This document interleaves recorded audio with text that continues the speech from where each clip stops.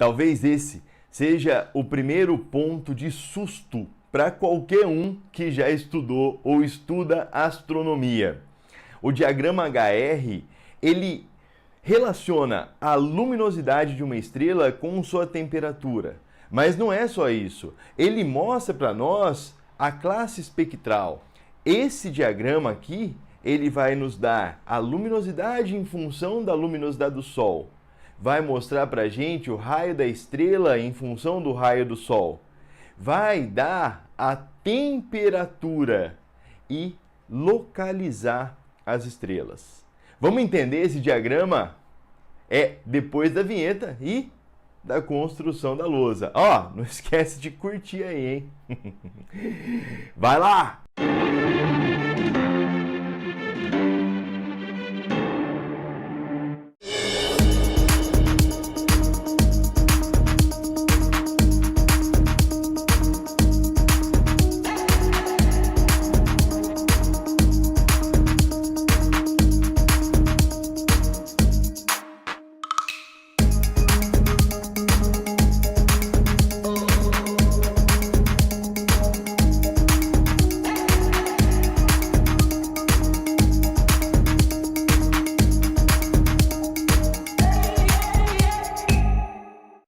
Eis aqui o tão temido diagrama HR, presente em todas as provas de astronomia a partir da seletiva online, presente na Olimpíada Nacional de Ciências e às vezes até presente na OBA. O diagrama de Hertzsprung-Russell, que é, na verdade, um nome que eu considero injusto. E por que eu considero injusto? Porque ele deveria se chamar diagrama Payne-Cannon-Hertzsprung-Russell. Bom, e eu vou explicar por quê. Existia uma astrônoma que nasceu em 1900 na Inglaterra chamada Cecilia Payne. E ela foi a primeira a perceber que a faixa espectral do Sol e da maior parte das estrelas mostrava uma presença muito grande de hidrogênio e, em segundo lugar, hélio. Até então, vamos entender uma coisa. A partir do momento que Newton percebeu que a luz branca se decompunha em 7 cores e nós conseguimos apontar telescópios para as estrelas, nós tentamos enxergar ou tentamos, a partir daí, descobrir do que as estrelas são feitas. Robert Bunsen e Kirchhoff, ou do bico de Bunsen, né, e o Kirchhoff das leis de Kirchhoff da física, eles começaram a aumentar a temperatura de compostos químicos e, a partir do momento que esses compostos químicos emitiam uma luz, eles davam nome. Então eles perceberam o seguinte, eles perceberam que cada composto químico emitia uma radiação. Era como se fosse uma assinatura, era como se fosse o equivalente para nós à impressão digital. Cada elemento químico possuía uma impressão digital. Quando a gente apontava telescópios para o céu e fazia a luz passar por prismas, a gente percebia esses mesmos comprimentos de onda. Então, obviamente, chegamos à conclusão de que as estrelas eram feitas do mesmo material da Terra. Inclusive, astrônomos diziam que se a Terra fosse aquecida até a temperatura do Sol, ela poderia brilhar como o Sol. Cecilia Payne percebeu que não. Percebeu que, na verdade, a faixa espectral maior era do gás hidrogênio. Bom, ela tentou publicar isso e o Russell foi o cara que incentivou ela a não fazê-lo. E 4 anos mais tarde, ele publicou o trabalho. Bom, ela publica então logo depois um livro que é muito bem aceito na comunidade científica. Cecilia Payne, inclusive, em 1976, recebe um prêmio da Academia Nacional e Internacional de Astronomia com o nome de Russell. Eu não lembro qual era o nome do prêmio, mas no final era um prêmio em homenagem a ele.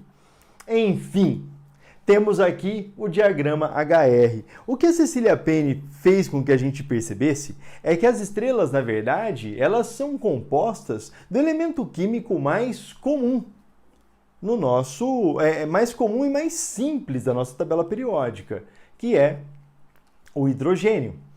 O núcleo de hidrogênio é composto por um único próton, não é isso? Um próton e um elétron. Bom, então o que aconteceu?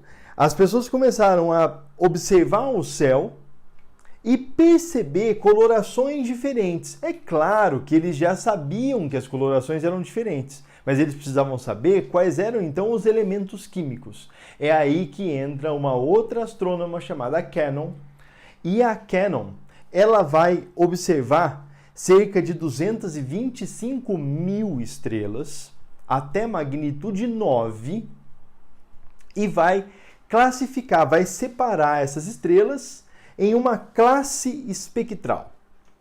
Essa classe espectral, hoje nós chamamos de OBAFGKM. Bom, olha só, que é uma escala, o quê? Decrescente de temperatura. Bom, já vamos falar da formação de estrelas. É uma escala decrescente de temperatura. Nós sabemos, pela lei de Wien, que quanto maior é a temperatura, mais próximo do azul vai estar a cor. Quanto menor é a temperatura, mais próximo do vermelho. A lei de Wien diz que o comprimento de onda máximo é 3 vezes 10 a menos 3, bom, 0,20, bom, enfim, né? Não é exatamente 3, aproximadamente 3 vezes 10 a menos 3, dividido pela temperatura em Kelvin. O que mostra pra gente que quanto maior é a temperatura, menor é o comprimento de onda. Ou seja, mais perto ali do ultravioleta vai estar para temperaturas altas. E para temperaturas baixas, mais próximo do infravermelho. Essa é a lei de Wien. Bom, uma das leis da radiação. Ah, Virgílio, então isso quer dizer que a cor de um objeto depende exclusivamente da temperatura? Exatamente. A cor de um objeto celeste, a cor de um corpo negro, né? Vamos considerar a estrela um corpo negro. A cor de um corpo assim depende exclusivamente da temperatura. Ó, estrelas muito quentes, B, começa a esfriar, A, F, olha o Sol. O nosso Sol tem uma temperatura próxima de 6.000 Kelvin, talvez um pouco menor, tá? E possui uma luminosidade solar. O nosso Sol, ele está, segundo este gráfico que eu desenhei, aqui. Olha, o Sol pertence a uma classe de estrelas que dizemos estar na sequência principal. Virgílio, o que é sequência principal? É quando a gente está transformando hidrogênio em hélio. 4 núcleos de hidrogênio para 1 núcleo de hélio. À medida que isso acontece, a gente tem uma perda de massa. Calma, já vou falar sobre isso. Oh, be a fine girl, kiss me. É uma forma da gente, um recurso mnemônico para a gente memorizar OBAFGKM. Ah, não entendi, Virgílio. Oh, be a fine girl, kiss me. Aí você procura no Google Tradutor o que é, caso você não saiba, né? Por favor. A partir do momento que a gente começa a classificar essas estrelas, a gente vai colocando, então, nós sabemos a magnitude aparente, nós começamos a saber a distância delas a nós, então a gente começa a perceber uma série de coisas, vamos estabelecer, então, o tamanho do universo e aquela coisa toda, e aí a gente começa a colocar as numa classe espectral chamada de diagrama Hertzsprung-Russell, que basicamente relaciona a luminosidade e a temperatura superficial da estrela. Tá? Lembrando que no núcleo é mais quente, ou, por exemplo, no caso do Sol, a coroa solar é muito quente. Então, a temperatura é superficial. No caso do Sol, a temperatura da fotosfera. Um ponto interessante, talvez você se lembre, talvez não, mas eu vou te lembrar. Quando a gente observa um objeto, o que chega até nós é o brilho desse objeto. O brilho desse objeto nós chamamos de magnitude aparente. Magnitude é dada em escala logarítmica. Então, se a gente lembrar da magnitude, Virgílio, eu não lembro direito não. Então, a magnitude é menos 2,5 log do fluxo, que é a luminosidade dividido pela área, mas a gente já vai falar disso, mais uma constante, vamos dizer que isso aqui a gente não usa nada. Então, a magnitude é dessa forma. O que isso quer dizer, professor? Boa pergunta.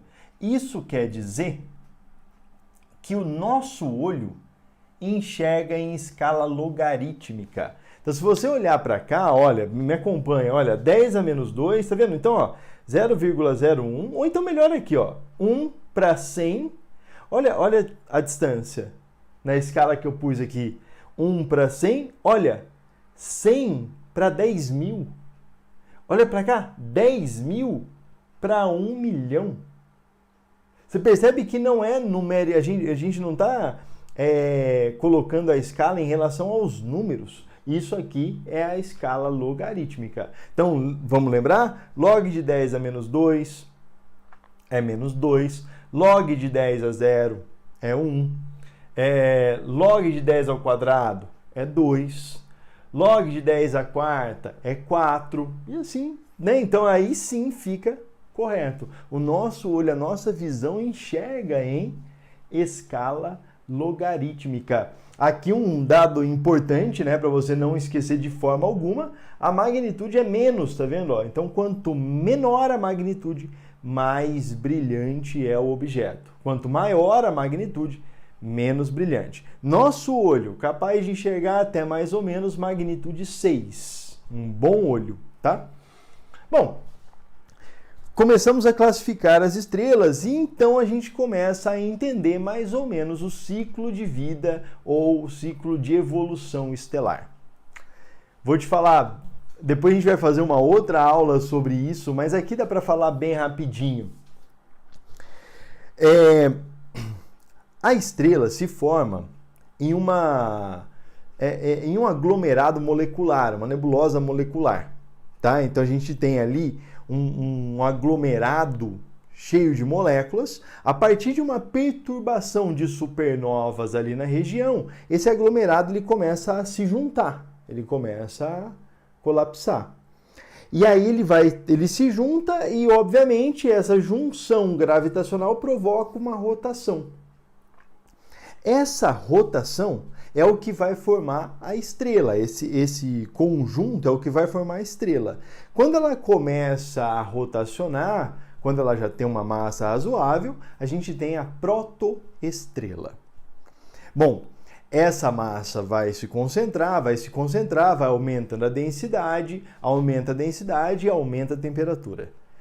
Quando a temperatura atinge 8 milhões de Kelvin, a temperatura do núcleo atinge 8 milhões de Kelvin, a gente tem a estrela. Então a gente tem, olha só, a estrela entrando na sequência principal. Dentro da sequência principal é onde ela passa a maior parte da vida.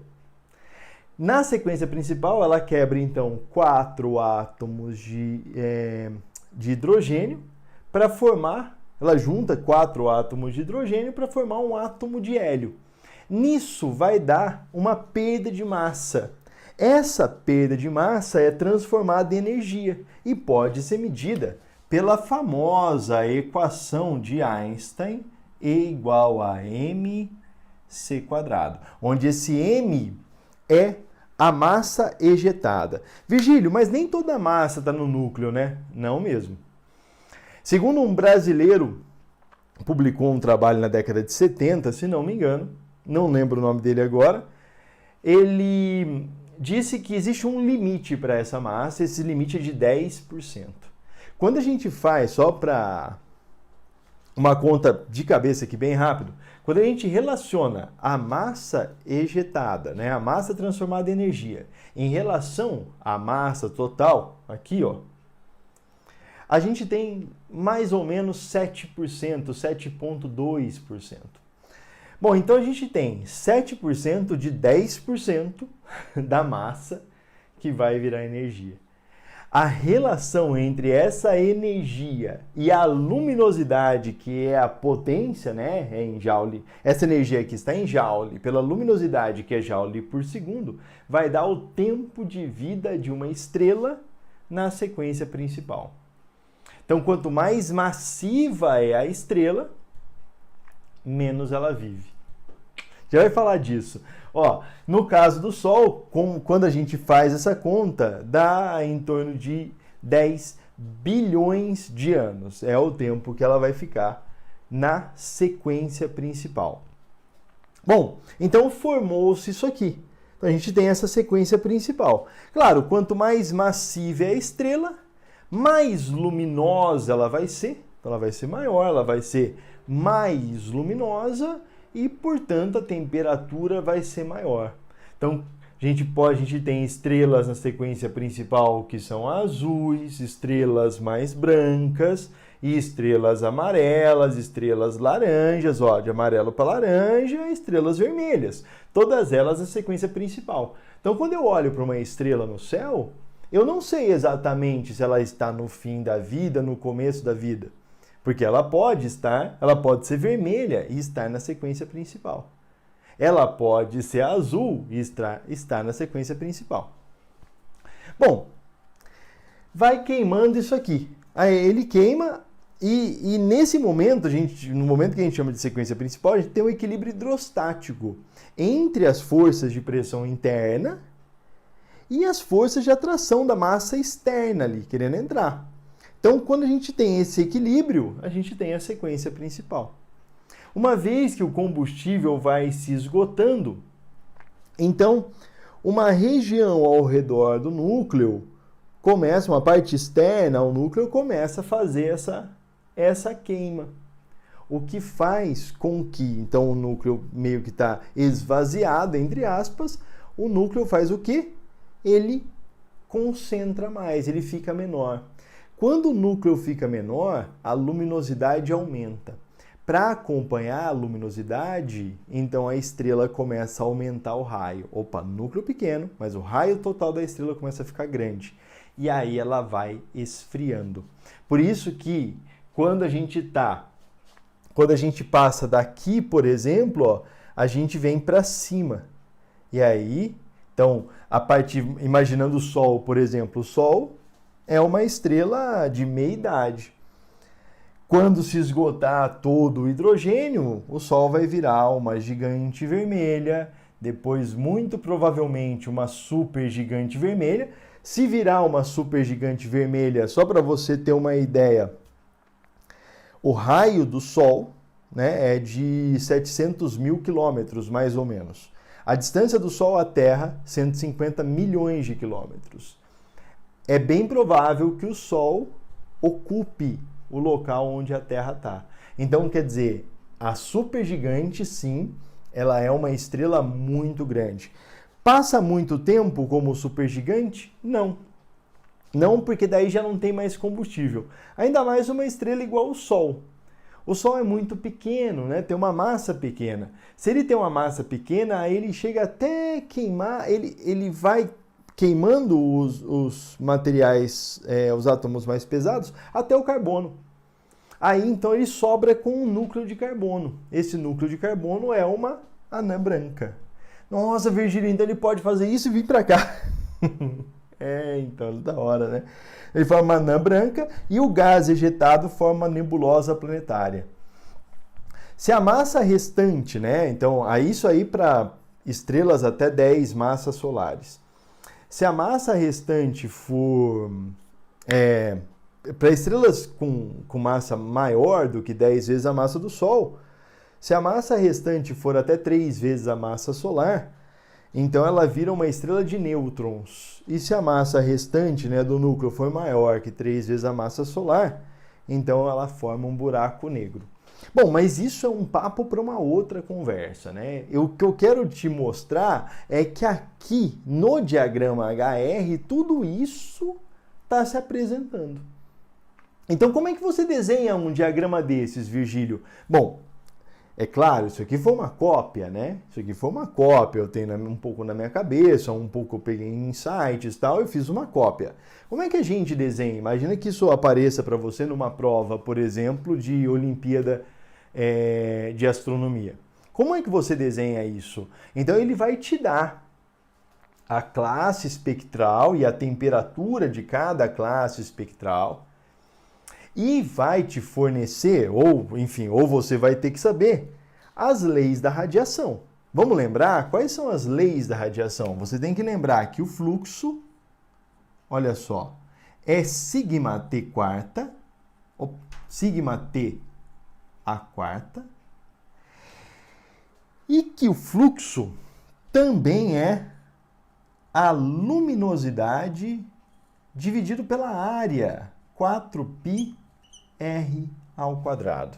Então, a partir dessas duas equações, a gente chega em uma que é muito utilizada, que é a da luminosidade. Então, o que é a luminosidade? Vamos lá, ó, fluxo. Ó, o que é a luminosidade? A luminosidade é 4π t a quarta dividido 4π r quadrado vezes sigma t quarta. Então, ó, 4π r quadrado vezes sigma t quarta. Virgílio, quem é sigma? Sigma é a constante de Boltzmann, tá? T, temperatura. R, raio. Ah, então quanto maior a temperatura, maior o raio, maior vai ser a luminosidade. Exatamente.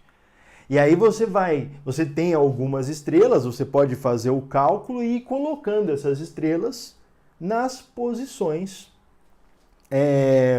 do diagrama. E fechar o diagrama, né? Então vamos fechar o diagrama. Então aqui, por exemplo, vão aparecer as supergigantes. Tá? Nessa faixa aqui as supergigantes, ó. Então a gente tem supergigantes azuis, supergigantes vermelhas, tá? Então aqui a Rigel, por exemplo, a Rigel de Orion, a DMAB, a outra Rigel, tem a Rigel Orion, né? Que é a estrela mais brilhante, mas não é a Alfa de Orion. Isso é bem importante, né? A Alfa de Orion é Betelgeuse, tá aqui, ó. Então, nem sempre a estrela mais brilhante é a Alfa, quase sempre, mas nem sempre, tá? Então, a gente tem a Rigel Orion. Virgílio, mas tem uma outra estrela Rigel, não tem? Tem a Rigel Centaurus. Rigel é perna, né? Pé. Então, é o pé do Centauro. Aqui é o pé do Orion. Essa é a Rigel de Orion. A DMAB. A gente tem Betelgeuse e Antares. Antares é uma estrela muito bonita, a gente vê, é o coração da constelação do Escorpião. Antares, né, uma estrela com uma cor muito próxima de Marte, que é Áries na mitologia grega. A gente tem as gigantes vermelhas, Arcturus, Aldebaran, coloquei alguns nomes aí, né? Na sequência principal nós temos o Sol. Uma pergunta que sempre me fazem, assim, Virgílio,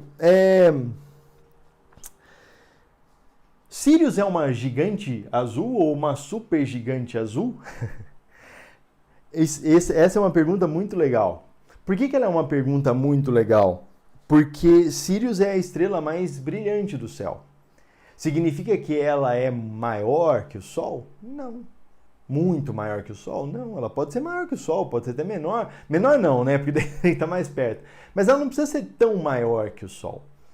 Então, Sirius está aqui, ó. Sirius está mais ou menos por aqui, ó.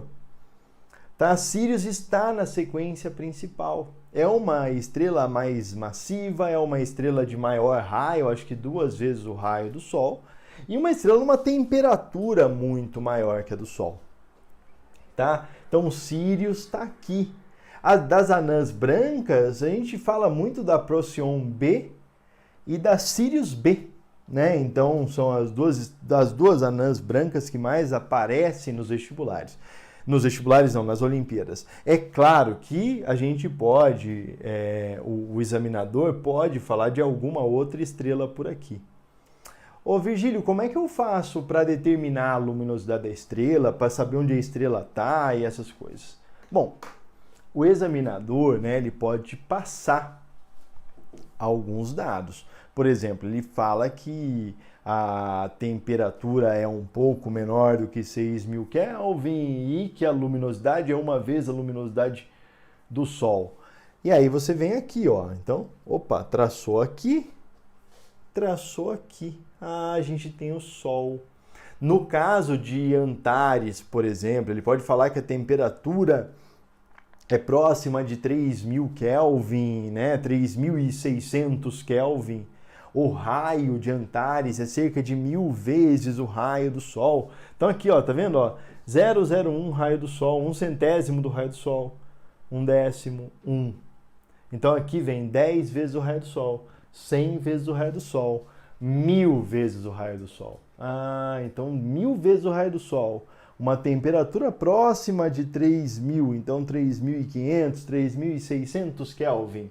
E uma luminosidade 1 milhão de vezes maior que a luminosidade do Sol. Então, aí a gente tem Antares, a gente tem Betelgeuse. É assim que a gente faz para destrinchar o diagrama HR, né? O diagrama HR talvez seja o diagrama mais importante da astronomia hoje.